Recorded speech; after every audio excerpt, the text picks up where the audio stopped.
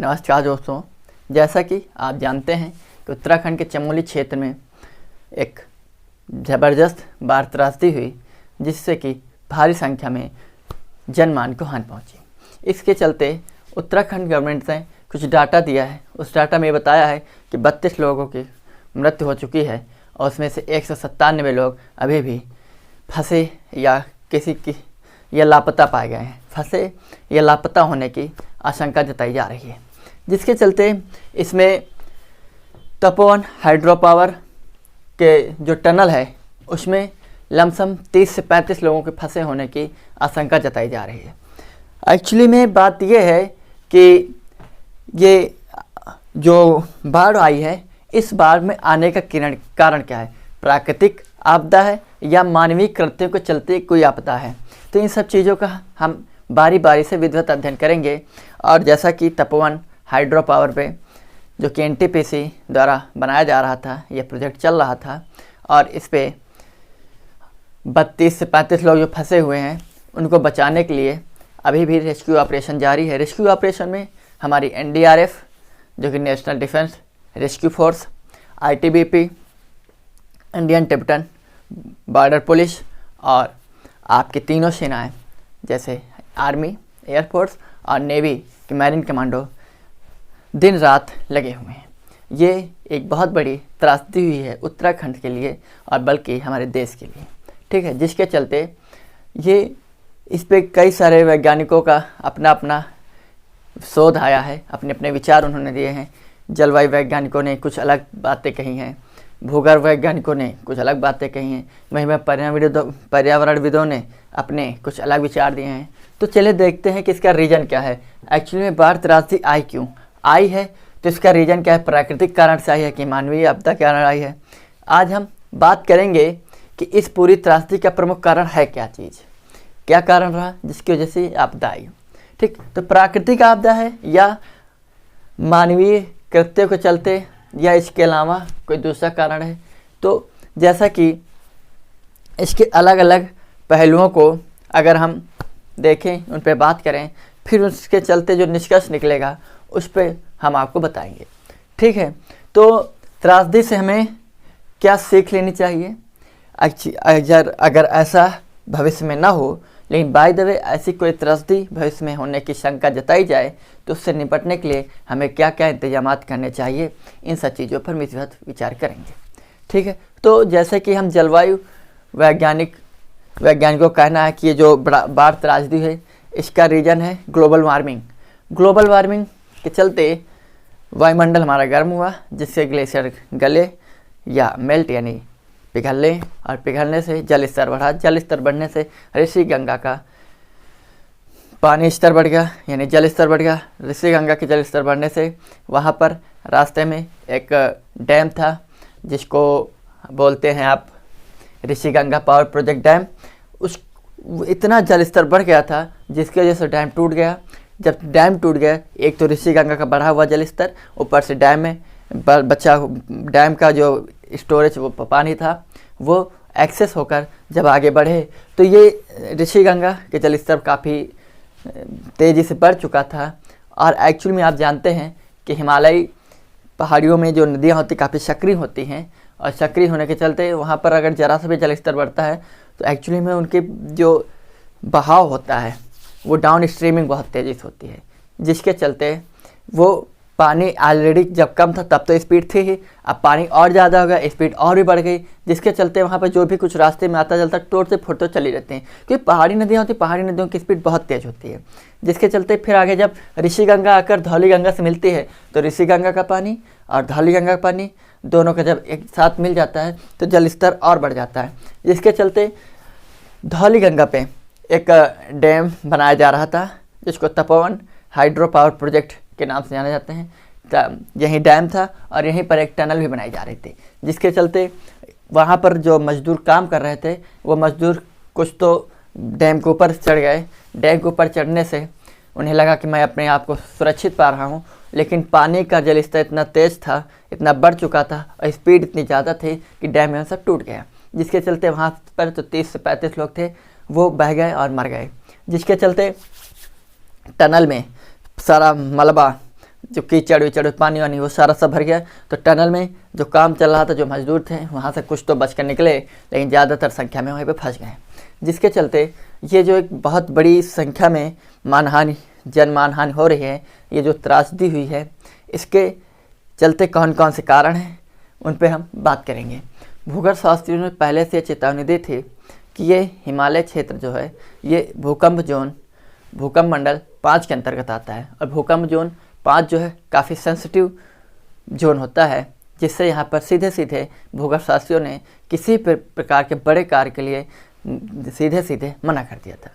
लेकिन गवर्नमेंट और जनता और देश के विकास, इन सब चीज़ों को ध्यान में रखते हुए ऐसी चीज़ें की गई, जिसका सीधा सीधा रिजल्ट आप देख रहे हैं। वहीं पर आपके कुछ पर्यावरणविदों का कहना है कि यहाँ पर हिमालय में जो निर्माण कार्य चल रहे हैं, जैसे कि पुलों का बनना, सड़क निर्माण होना, टनल का बनना, डैम का बनना, इन सब चीज़ों में जब बनते हैं तो बड़ी बड़ी मशीनें आती हैं। तो जब बड़ी बड़ी मशीनें आती हैं तो वहीं पर वो काम करते हैं जो बहुत ज़्यादा वाइब्रेट करती हैं। जब वाइब्रेट करती हैं तो वहाँ के पर्वत पठारों में आपस में वाइब्रेशन शुरू हो जाता है, जिसके चलते ये सब, इसका कहीं ना कहीं सब ग्लेशियर पर पड़ता है। वहीं पर जब हम टनल बनाते हैं, तो टनल बनाने के लिए पर्वत और पठार पर हम विस्फोट करते हैं।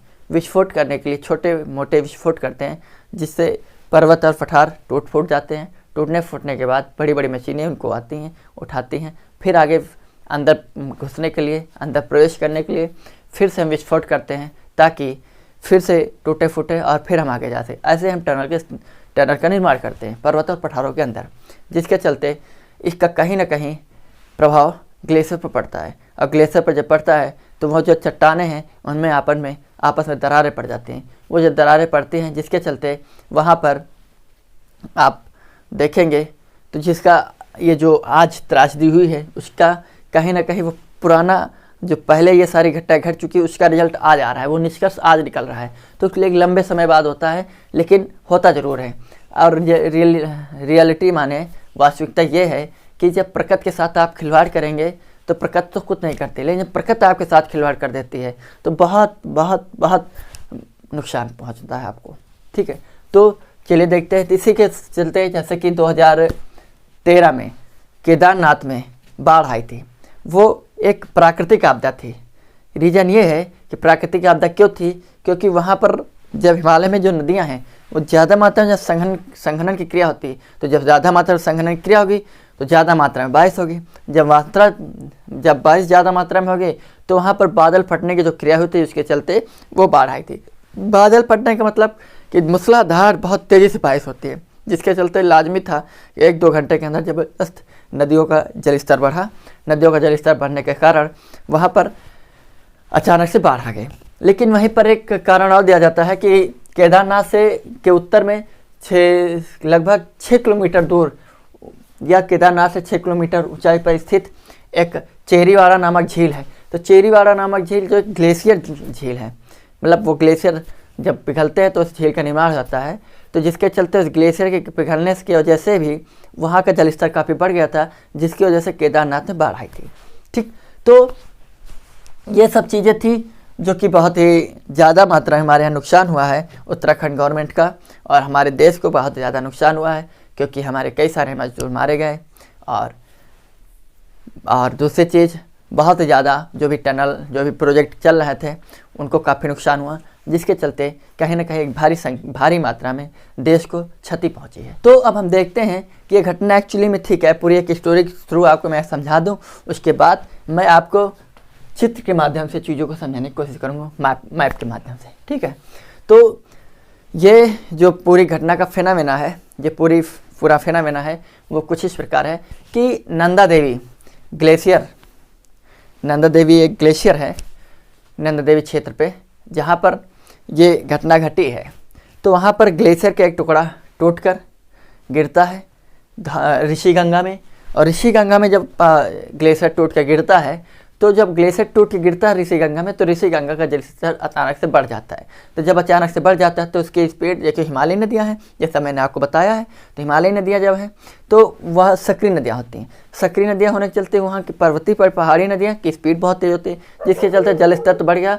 जलस्तर बढ़ते ही स्पीड ऑलरेडी तेज़ थी और तेज़ हो गई, जिसके चलते ऋषिगंगा के क्षेत्र में एक डैम था जिसको ऋषिगंगा प्रोजेक्ट पावर डैम के नाम से जानते हैं। वो उस डैम पे कई सारे मजदूर काम कर रहे थे। वो अपने आप को बचाने के लिए डैम पर चढ़ गए, लेकिन वो जलस्तर इतना ज़्यादा बढ़ चुका था, स्पीड बढ़ चुकी थी, जिसके चलते उस नदी यानी ऋषिगंगा ने डैम को सब तोड़ फोड़ दिया। तोड़ फोड़ने के बाद वो आगे जब बढ़ी तो ऋषिगंगा धौलीगंगा से मिल गई। एक्चुअली में ऋषिगंगा धौलीगंगा की सहायक नदी है, ठीक। तो जब ऋषिगंगा धौलीगंगा से यहाँ जब डैम टूटा, तो जब डैम का जो स्टोरेज पानी था, साथ ही ऋषिगंगा का बढ़ा हुआ जलस्तर, जब दोनों मिल गए तो एक्सेस वाटर हो गया, पानी बड़ी हुई मात्रा में मिल गया। तो जब मात्रा बढ़ गई तो अब और भी स्पीड बढ़ गई, जलस्तर बढ़ा। साथ ही जब आगे बढ़ी तो धौलीगंगा से मिल गई। तो धौलीगंगा से जब मिली तो एक तो डैम के द्वारा स्टोरेज पानी, ऋषिगंगा का बढ़ा हुआ जलस्तर, साथ में धौलीगंगा के पानी से जब मिले तो इसका जलस्तर और बढ़ गया, इसकी स्पीड और बढ़ गई। तो इसके बाद जब आगे बढ़े तो आगे एक तपोवन हाइड्रो पावर प्रोजेक्ट पड़ता है। तपोवन हाइड्रो पावर प्रोजेक्ट जो कि एनटीपीसी के द्वारा बनाया ये प्रोजेक्ट कार्यरत है वर्तमान में। तो यहाँ पर कुछ मजदूर थे, वो भी अपनी जान बचाने के डैम पर चढ़ गए और यहाँ पर तो टनल बनाए जा रहे हैं, जिसमें से जब डैम टूटा तो यहाँ डैम टूटने के चलते यहाँ जो मजदूर थे वो भी बह गए, इसके साथ उनकी भी मृत्यु हो गई। और साथ ही उस टनल में जो काम चल रहा था, एक्चुअली में बात ये थी कि था तो संडे, लेकिन संडे होने के चलते ये बताया जाता है लगभग 200 से अधिक मजदूर काम पर थे उस दिन। तो काम पर होने के चलते उस टनल में जब काम चल रहा था तो वहाँ पर सारा जल और मलबा सब भर गया, जिसकी वजह से वहाँ पर कई सारे मजदूर फंस गए। कुछ तो निकल आए, लेकिन जो फंस गए हैं उनको बचाने के लिए रेस्क्यू ऑपरेशन जारी है। तो इन सब चीज़ों के लिए उत्तरदायी कौन है, इन सब घटनाओं का कारण क्या है, तो चलिए देखते हैं एक एक करके जलवायु विदों का, पर्यावरण विदों का और भूगर्भ शास्त्रियों का क्या कहना है, क्यों ऐसी घटनाएं घटी हैं। ठीक है, तो सबसे पहले हम देखते हैं जलवायु वैज्ञानिक। जलवायु वैज्ञानिकों का कहना है ग्लोबल वार्मिंग। तो सबसे पहली चीज़ आपको ये पता होना चाहिए ग्लोबल वार्मिंग क्या होती है। तो जब अगर ग्लोबल वार्मिंग की बात करें तो ग्रीन हाउस गैसों का, जब ग्रीन हाउस गैसों में उत्सर्जन बढ़ता है, जब ग्रीन हाउस गैसें जो होती हैं उनमें उनका जब उत्सर्जन बढ़ता है तो उसकी ग्रीन हाउस गैसों का प्रभाव बढ़ जाता है, काफ़ी प्रभावित हो जाती हैं। जब प्रभावित हो जाते हैं इसकी वजह से हमारे वायुमंडल में टेम्परेचर बढ़ जाता है।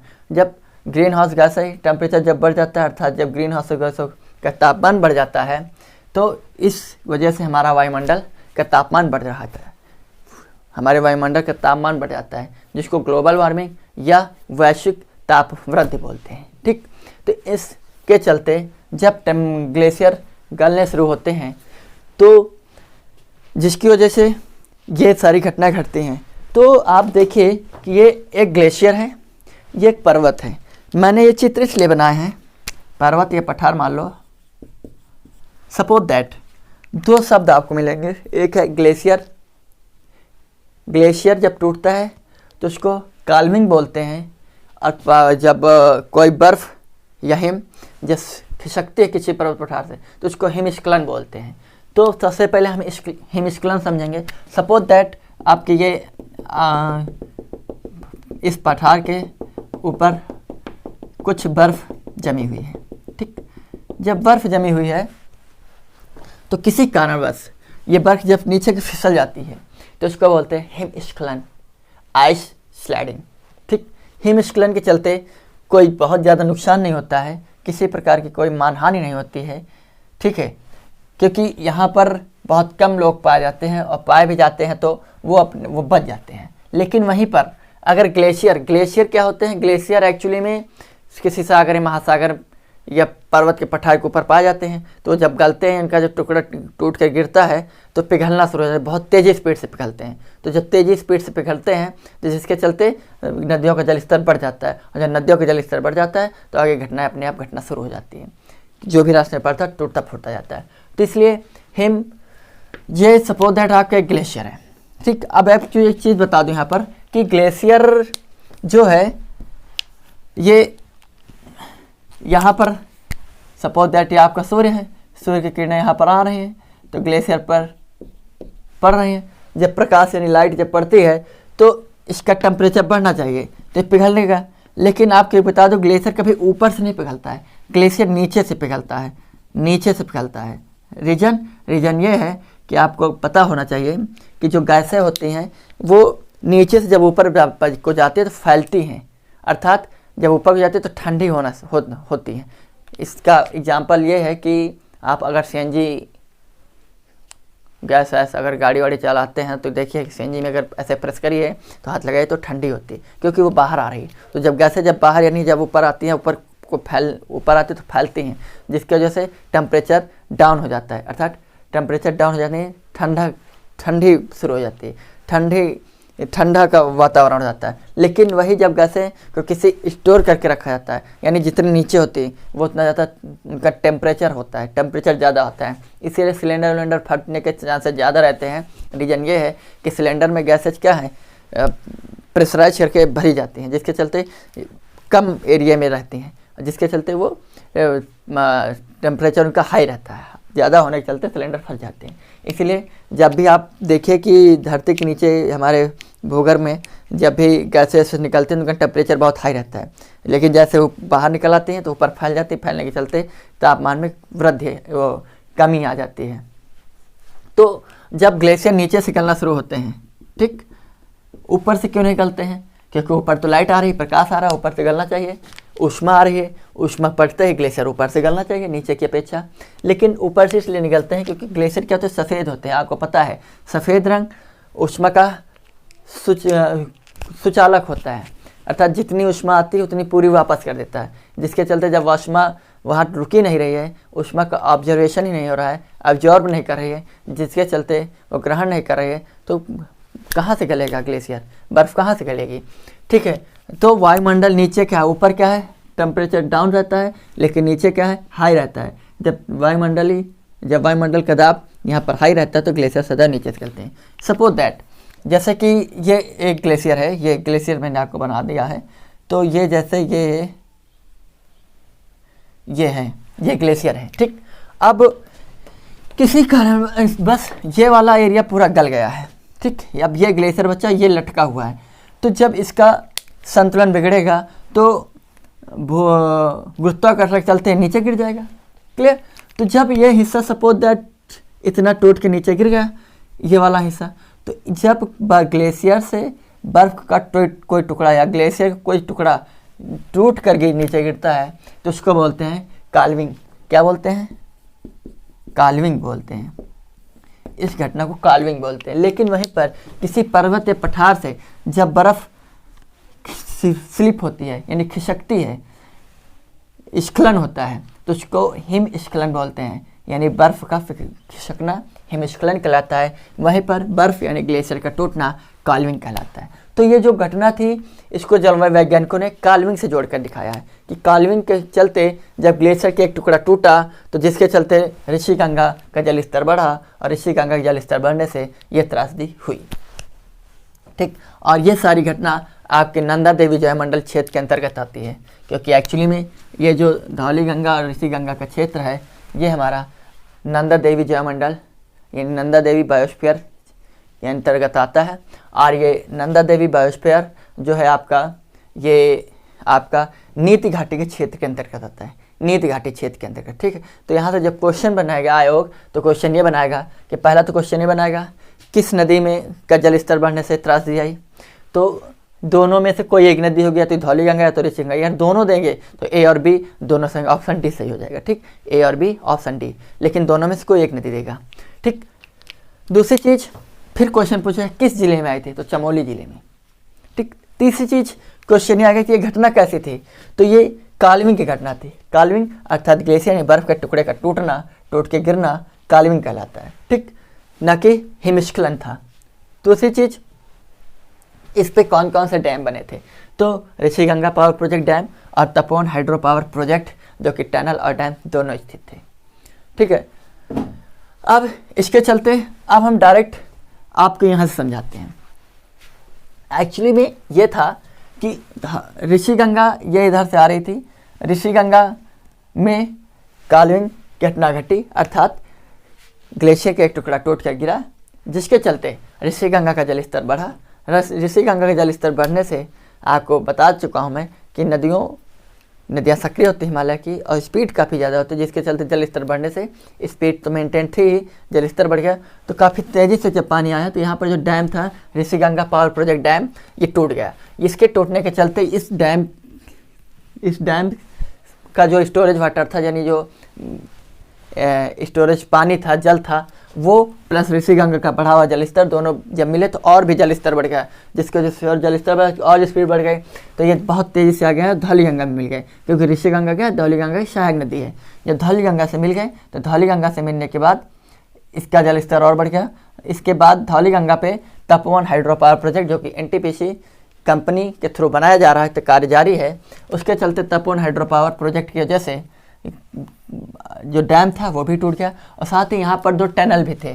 ठीक, 2 टनल भी थे। इन दोनों टनल में पानी भर गया, मलबा भर गया, जिसकी वजह से यहाँ पे लगभग ये बताया जाता है कि लगभग 200 से अधिक मजदूर कार्यरत थे वर्तमान उस समय, जो कि फंस गया बेचारे। और फंसने के चलते वो उनके अभी रेस्क्यू ऑपरेशन जारी है, उनकी खोजबीन जारी है। एक्चुअली में एक तो बहुत ठंडा एरिया होता है वहाँ पर, क्योंकि काफ़ी हाइट पे काम जारी था, तो वहाँ अगर लोग बच भी गए होंगे तो ये अनुमान लगाया जाता है कि ठंडी की वजह से नहीं बच पाए होंगे।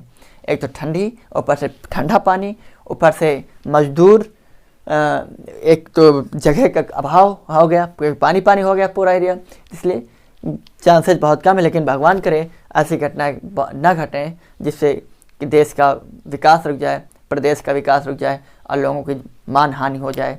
ठीक है, जिसके घर के लोग होंगे तो उनके घर पे सोच सकते हैं आप कैसे बीत रही होगी।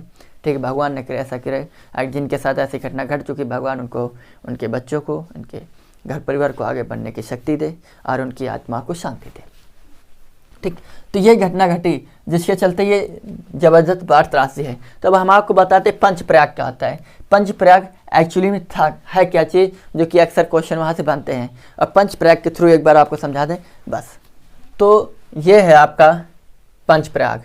पंचप्रयाग देखिए, ये है बद्रीनाथ। बद्रीनाथ के सतोपत ग्लेशियर से एक नदी निकलती है, जिसको बोलते हैं अलकनंदा। ठीक, अलकनंदा की एक सहायक नदी धौलीगंगा। धौलीगंगा की सहायक नदी थी आपकी ऋषिगंगा, ये। ठीक है, ये जिसकी वजह से ये पूरी घटना घटी ऋषिगंगा के। ठीक, फिर अलकनंदा से धौलीगंगा मिलती विष्णुप्रयाग में। विष्णुप्रयाग से आगे अलकनंदा से ही मंदाकिनी मिलती है नंदप्रयाग में। फिर धौलीगंगा से मिलती पिंडारी, वो मिलती कर्णप्रयाग में। फिर कर्णप्रयाग के आगे जब आगे बढ़ते हैं तो मंदाकिनी नदी आकर मिलती है अलकनंदा से, वो मिलती है रुद्रप्रयाग में। रुद्रप्रयाग में 1 2 3 4 5, तो यही वो 5 प्रयाग हैं, विष्णुप्रयाग, नंदप्रयाग, कर्णप्रयाग, रुद्रप्रयाग और देवप्रयाग। ठीक है, फिर अलकनंदा से आकर मिलती है भागीरथी नदी। और भागीरथी जब अलकनंदा से मिलती है उसके पहले इसकी एक सहायक नदी भिलांगना नदी। पर भिलांगना नदी जहाँ पर मिलती है भागीरथी से, वो वहाँ पर एक टिहरी बांध है, यही टिहरी बांध है। ठीक, ये मंदाकिनी नदी वही है जब जिसकी वजह से 2013 में जब केदारनाथ में बाढ़ आई थी, ये वही नदी मंदाकिनी नदी का अचानक जलस्तर बढ़ने की वजह से बढ़ा इसलिए था क्योंकि क्या हो गया था, बादल फट गया था। बादल फटने की वजह से अचानक से जलस्तर बढ़ गया, जिसकी वजह से इतनी ज़बरदस्त तरीके से बाढ़ त्रासदी आ गई थी। दूसरी चीज़ तो ये है आपके पंचप्रयाग। अब कहने का तात्पर्य ये है कि जब मैंने आपको बताया कि जब वायुमंडलीय प्रेशर बढ़ता है तभी ग्लेशियर पिघलना शुरू होते हैं, उनकी मेल्टिंग स्टार्ट होती है, घटना पिघलना शुरू होते हैं। तो रीजन ये है कि दूसरी चीज़ कि ऊष्मीय ऊर्जा से ग्लेशियर घटते नहीं, लेकिन आप देखिए जब वहाँ पर प्रोजेक्ट चालू हो जाते हैं, धूल मिट्टी कण गाड़ियों के से निकलने वाला धुआं यानी कार्बन वार्बन सारा, ऊपर से विस्फोट वगैरह होता है, गाड़ियाँ दौड़ रहे हैं, उससे धूल मिट्टी ये सब जाके जब ग्लेशियर पे जम जाता है तो ग्लेशियर का रंग क्या थोड़ा भद्दा हो जाता है। तो जब रंग सफ़ेद टोटली नहीं है, तो जब ऊष्मा आएगी यानी प्रकाश आएगी तो उसका कुछ ना कुछ अंश तो ग्रहण तो कर ही लेगी। तो इस वजह से ऊपर से भी ग्लेशियर गलना शुरू हो जाते हैं और नीचे से तो ताप वृद्धि के चलते तो गलते ही रहते हैं। टेम्परेचर हाई रहता है नीचे से, ठीक है, इसलिए ग्लेशियर बहुत तेज़ी से करते हैं। इसीलिए ग्लोबल वार्मिंग पे अक्सर आप देखते हैं कि गवर्नमेंट्स हमारी काम करती रहती है हमारे पर्यावरण को बचाने के लिए, ताकि ग्लोबल वार्मिंग ना बढ़ सके। ग्लोबल वार्मिंग अगर बढ़ेगा तो ये ऐसी घटना लाजमी है। ठीक है, हर 1-2 साल के अंतर्गत या कहो महीनों में घटने लगें। जब ग्लोबल वार्मिंग बढ़ेगी तो सिंपल सी बात है, वैश्विक तापवृद्धि जब होगी, ठीक है, तो ये सारी घटनाएं घटती रहेंगी। तो भगवान न करे ऐसी घटनाएं दोबारा फिर से घटे। अगर घटें तो उसके लिए हम और हमारी गवर्नमेंट पूरी तरीके से सजग रहे और तैयार रहे कि इन सब चीज़ों से कैसे निपटना है। ठीक है, तो आप समझे कि जलवायुविदों का क्या कहना था, भूगर्भ शास्त्रियों का कहना था, पर्यावरणविदों का क्या कहना था। ये सब चीज़ों को ध्यान में रखते हुए बात यहीं तक पहुंच रही है कि अगर देखा जाए तो इसका अगर निष्कर्ष निकाला जाए तो प्राकृतिक आपदा तो कम ही है। यहाँ पर मानवीय कृत्यों को देखकर, मानवीय कृत्यों की वजह से ये घटना ज़्यादा समझ में आ रही है कि अगर हिमालय पर इतनी तेज़ी से प्रोजेक्ट कार्य न शुरू किए जाते तो वहाँ पर कोई हलचल न होती। जब कोई हलचल न होती तो ग्लेशियर्स के टूटने या उसमें कैल्विंग नामक घटना जो घटी है ये ना होती, जिसके चलते जलस्तर ही न बढ़ता। जब जलस्तर न बढ़ता तो ऐसे डैम हम टूटते ही नहीं, और जब डैम नहीं टूटते तो आसानी से काम जारी रहता। ठीक है, तो ये सब चीज़ों को से इसका जो संबंधित रिलेटेड जो वीडियो था मुझे लगा बनाना बहुत ज़रूरी है, ताकि आप ऐसी चीज़ों से जान सकें। क्योंकि यहाँ पर कई चीज़ें, एक तो करंट से संबंधित है, ऊपर से जियोग्राफिकल थॉट, पर्यावरणीय थॉट, कई सारे थॉट्स को ध्यान में रखते हुए ये लेक्चर काफ़ी महत्वपूर्ण हो जाता है।